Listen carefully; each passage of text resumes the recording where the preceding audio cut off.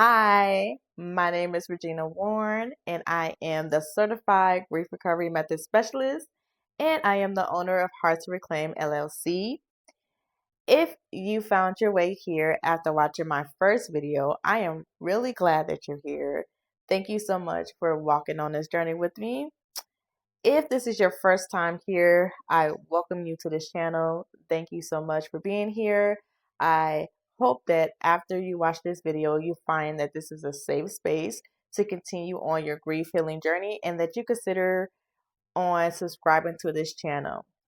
So in my first video, I had shared why I started Hearts Reclaim LLC, my business, and I also shared some of my grief story in that video. So I do invite you to go back to that video, my first video, and watch it. If you like it, I encourage you to like the video and leave a comment as well and share it with someone that you may think could also glean some benefit from watching that video as well. So thank you so much for doing that.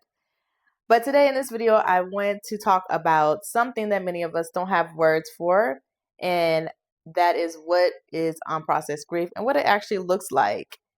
See, for a long time, I personally thought that I was fine.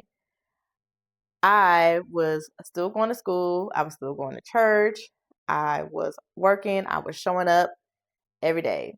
For the outside, looking in, it did look like I was fine. It did look like I had moved on, and I had got asked that question a lot actually, from my friends and coworkers who have lost loved ones. They would ask me how I had moved on, and I honestly didn't have an answer for them because I didn't know. Um, I didn't know that I wasn't healed. I didn't have the words for it. I was only surviving. I was only surviving. See, when I lost my mom at the age of 14, I too used to say that I died with her. And what I came to find out was that I was emotionally stagnant at that age of 14.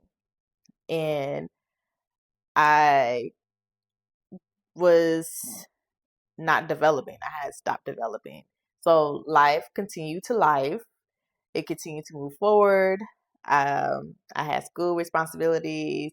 I done I done got married, I had got divorced, I'd had kids, but emotionally I was still right there frozen in that moment. I um I didn't have the words for it. I didn't know how to explain it. No one seemed to notice, and just life was just going crazy. And that's okay, you know. Unprocessed grief doesn't always look like crying every day. Unprocessed grief doesn't always look like depression, being locked up in your room. Sometimes it looks like being busy. Sometimes it looks like being strong. It looks like being productive. It looks like being there for everyone to lean on. And that is true for me in my life. I was all of those things. I was strong, productive. I was everybody's friend. I was ripping and running in these streets. I was doing the thing. But deep down inside, I was emotionally numbness. I was disconnected from myself. I had identity issues. I was stay guarded. I didn't let too many people get close. I had walls up. Um, and the hardest part was I just thought that was who I was. Like I said, no one around me had language, so they wasn't able to tell me that grief um, didn't end just because time passed. They wasn't able to tell me that avoiding pain doesn't make it disappear. It just hides itself.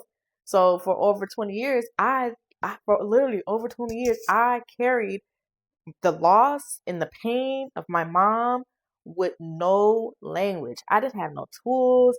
I didn't have nothing until I learned these things. And what I learned was that grief doesn't expire. It waits to be acknowledged. And these really helped me was that when I finally allow myself to look at my grief and not push it away, not rush it, and not minimize it, I realized the importance that I was not broken. So I did not need to be fixed. And I was not weak. I was grieving. And it is okay. And so many people don't even realize that that is what they're doing, that they're not broken. And they think that because they think these things like, oh, it's been so long for me. Why am I still feeling this way? Or they see other people and they be like, oh, they have it way worse, so I shouldn't be feeling this way. Or why does this even still hurt? And for me, I used to always say that, like, it's been 20 years. Why does it still hurt?